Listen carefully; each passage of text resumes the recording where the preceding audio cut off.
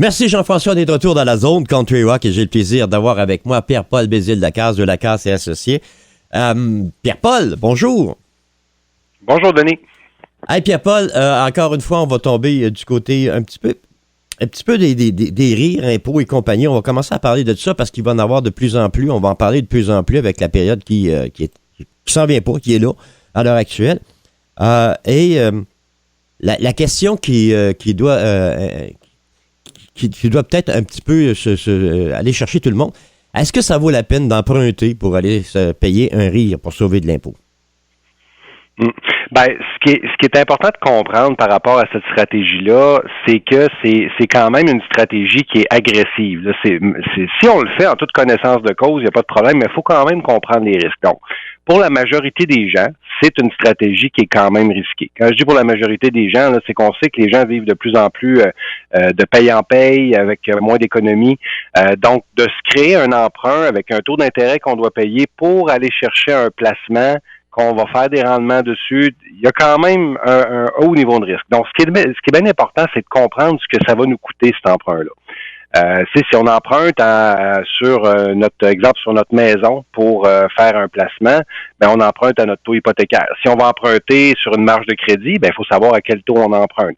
Il faut savoir aussi c'est quoi les exigences de remboursement de ce prêt-là. Si on prend l'exemple d'une marge de crédit, ben on est obligé de rembourser les intérêts, mais on n'est pas obligé de rembourser le capital. Donc, en termes de montant, ça peut être un peu plus bas de remboursement. Par contre, on baisse pas le capital. Donc, notre taux d'intérêt demeure là, il baisse pas. Notre intérêt qu'on paye, en fait, ne baisse pas. Donc, il y a quand même des risques. Donc, il faut comparer ce coût-là qu'on va avoir, capital-intérêt, au rendement qu'on va faire. Donc, le problème, c'est qu'il faut le comparer. Qu'on compare des pommes avec des pommes. Des fois, les gens vont dire, OK, j'ai un rendement je vais faire 10% de rendement, exemple, sur mes placements dans Montréal, mais de l'autre bord, j'ai un coût de placement qui me coûte 7, c'est parfait. Sauf que ce qu'on oublie là-dedans, c'est que le 10%, là, c'est une estimation des rendements que, exemple, on s'est fixé basé sur notre stratégie de placement. Ça ne veut pas dire qu'on va faire 10% à chaque mois. Donc, il y a des gens qui vont malheureusement attendre après cet argent-là pour être capable de payer leur prêt de l'autre côté. Fait que là, on fait un rendement, on est dépendant du rendement pour le payer le prêt, et donc ça peut être très compliqué si finalement on est une couple de mois à avoir des rendements plus bas.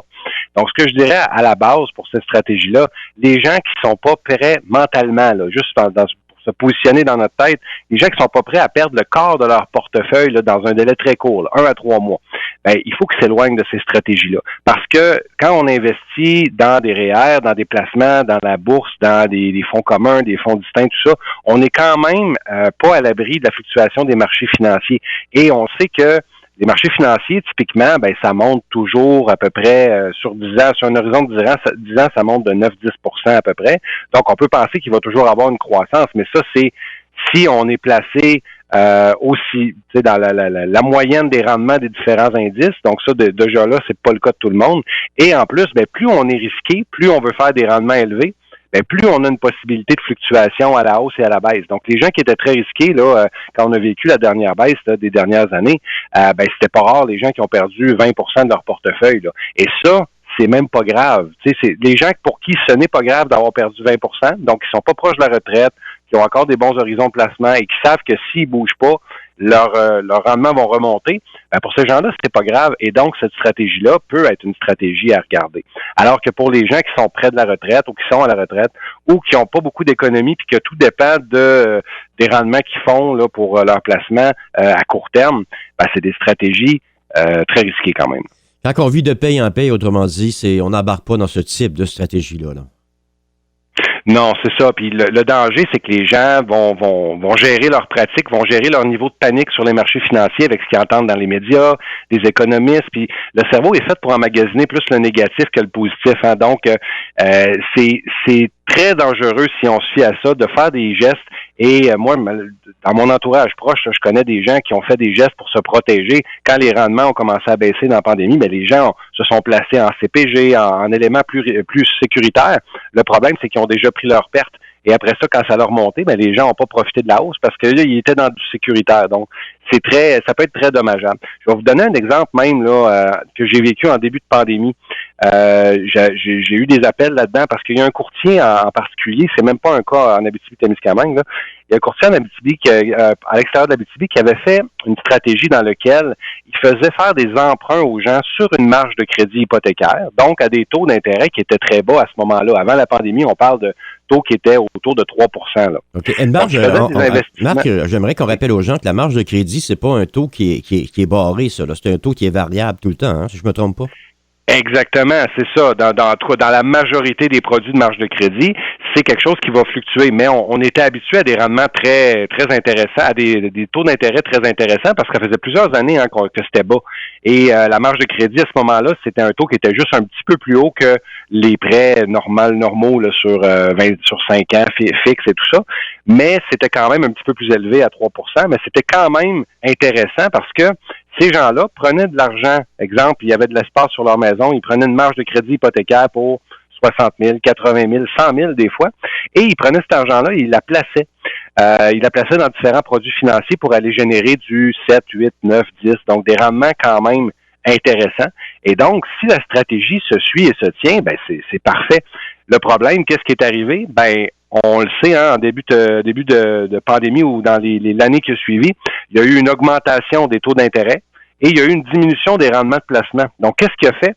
Malheureusement, là, il y a des gens qui, ce qu'ils faisaient, c'est que ils faisaient leur rendement sur leur placement, ils prenaient ces rendements-là et ils s'en servaient pour payer la marge. Donc, eux, dans leur façon de voir les choses, il n'y avait aucun coût pour payer l'augmentation de la marge de crédit, ça se payait tout seul.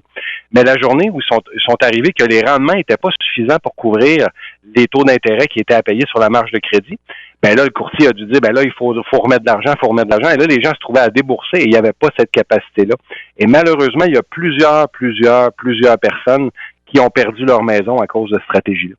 Donc, c'est pour dire, on n'est pas à l'abri des fluctuations de marché, on n'est pas à l'abri d'une augmentation des taux d'intérêt, on n'est pas à l'abri d'une diminution de notre portefeuille de placement. Et malheureusement, il y avait une grosse proportion de ces clients-là, de ce courtier-là, qui ne comprenaient pas nécessairement la stratégie et qui ne comprenaient pas pourquoi tout d'un coup ils devaient payer parce que ils s'étaient fait vendre un beau rêve, mais c'était quelque chose qui fonctionnait dans un contexte précis, puis le contexte venait de changer. Donc, malheureusement, le gros danger de ça, c'est que les gens prennent des risques sur des éléments qu'ils ne savent pas. Et il faut savoir que plus on a un taux d'intérêt espéré élevé ou un taux de rendement sur un projet espéré élevé, tout ça, plus il y a un risque élevé. Donc, si on ne voit pas le risque, on le connaît pas, on le comprend pas, c'est parce qu'il y a quelqu'un qui est en train de nous en passer une petite vite à quelque part. Là. Si on le comprend, le risque qu'on fait en voulant faire du 15 ou du 20 de rendement, ben, il n'y en a pas de problème. Non, on le fait en toute connaissance de cause. Et si on perd notre argent, on est prêt à le faire. Mais si on ne connaît pas le risque, ben c'est là qu'il y a un gros problème. Là. C'est intéressant ça, parce qu'à quelque part, ce qu'on vient de découvrir, c'est que les marges de crédit, c'est aventureux au même titre. La marge de crédit, c'est un risque. À ce moment-là, est-ce que ça aurait été plus rentable d'augmenter l'hypothèque littéralement et de le mettre sur l'hypothèque? Ben, ça l'aurait pu, mais pour un horizon très court, dans le sens que si on l'avait fixé, la même stratégie fixée sur 5 ans, ben là, la personne qui paye, qui fait ses rendements aurait pu s'en servir pour payer le prêt, elle aurait payé capital et intérêt, donc un montant quand même un peu plus élevé. Par contre, le taux d'intérêt aurait resté plus fixe. Ça aurait pu faire partie de la stratégie, mais malgré ça, avec les rendements qui ont diminué énormément, il y a eu même des portefeuilles d'obligations qui ont fait des rendements négatifs. Là. Et des portefeuilles d'obligations, c'est supposé être très sécuritaire. Donc, on a vécu vraiment une situation particulière. Donc, il n'y a aucune stratégie de placement dans ce contexte précis-là qui aurait pu être rentable. Donc, pour quelqu'un qui est capable de l'absorber, qui a des revenus suffisants pour le payer, ce que ça coûte, là, l'emprunt qu'on a pris de plus, parce que la personne a dit, ben, regarde, pendant une période, je vais le payer, puis j'ai pas le choix. Ouais, je vais l'absorber. Ben, pour cette personne-là, il n'y en a pas de problème. Elle va l'absorber, puis éventuellement, ben, elle va reprendre ses rendements qu'elle a fait. Donc, le problème n'est pas tant dans la stratégie, le problème est dans est-ce que cette stratégie-là fonctionne pour nous? Et ça dépend de notre capacité de gérer le risque, notre capacité d'avoir une stabilité de revenus aussi, notre capacité aussi, on n'est pas des devins, là, donc on se fie à des données et des planificateurs financiers, les gens qui font des placements font ça aussi, ils sont pas à l'abri d'erreurs, mais il faut être capable d'être, quand on a des portefeuilles risqués, là, je veux dire, mettons 10% et plus en termes de rendement voulu, ou même à partir de 8%, ça commence quand même à être des rendements intéressants, ben c'est parce qu'il y a une notion de risque. Et si on n'est pas prêt à faire une année du moins 20 puis une année du plus 30, ben c'est pas des stratégies qui sont pour nous. OK. Parce qu'il n'y a jamais de cadeau, là. Il ne faut pas se leurrer, là. Le bon coup comme tel, il y a toujours un risque, et ce risque-là, il faut savoir le bon côté et le mauvais côté du risque, là. Absolument. Puis c'est vrai pour tous les types de placements. C'est vrai pour la bourse, c'est vrai pour l'immobilier, c'est vrai pour. Tu sais, il y a de l'argent à faire dans tous les types de placements. C'est juste que idéalement, faut comprendre ce qu'on fait et il faut être conscient du risque auquel on s'expose parce qu'il y a beaucoup de choses.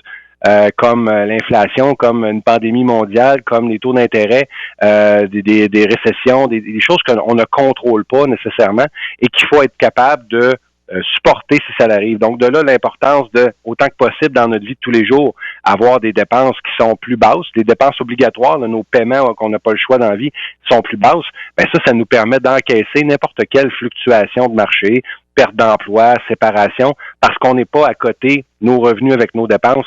Et là, la journée où on a une baisse de revenus ou que notre argent vaut moins à cause de l'inflation, ben on n'est pas pris avec ça. Donc ça, c'est bien beau à dire comme ça sur papier, c'est pas nécessairement facile à faire, surtout dans un monde où on s'est créé beaucoup de besoins. On est rendu qu'on n'a pas le choix d'avoir un téléphone intelligent qui nous coûte au-delà de 1000 $ là, plus les abonnements et tout ça.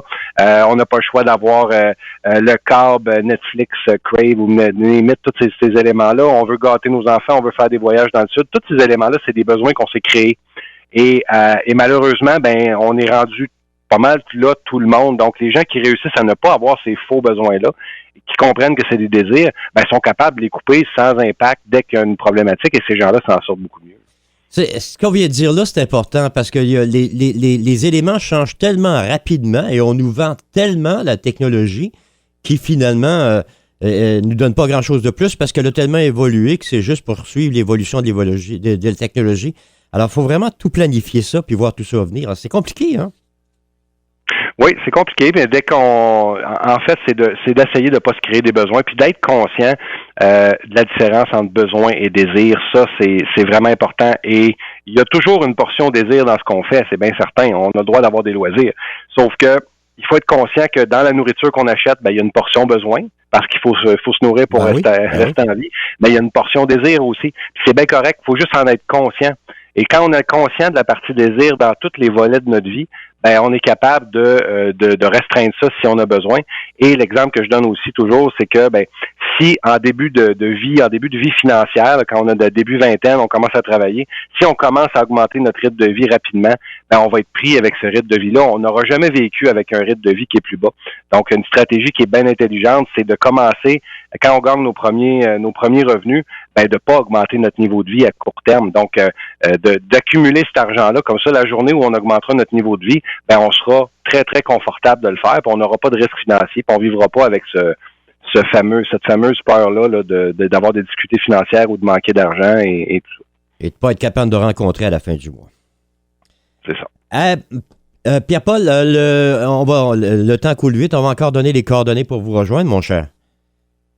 Oui, les gens peuvent nous joindre au 1-844-LACASSE, peuvent nous écrire à info@commercial-lacassesyndic.com, peuvent aller sur notre site internet Lacasse et Associés et peuvent aller nous suivre sur Facebook ou LinkedIn, là où on met les chroniques. Génial. Pierre-Paul, encore une fois, merci beaucoup d'avoir pris le temps de venir jaser avec nous. Ce fut encore une fois très instructif. Merci beaucoup, Denis.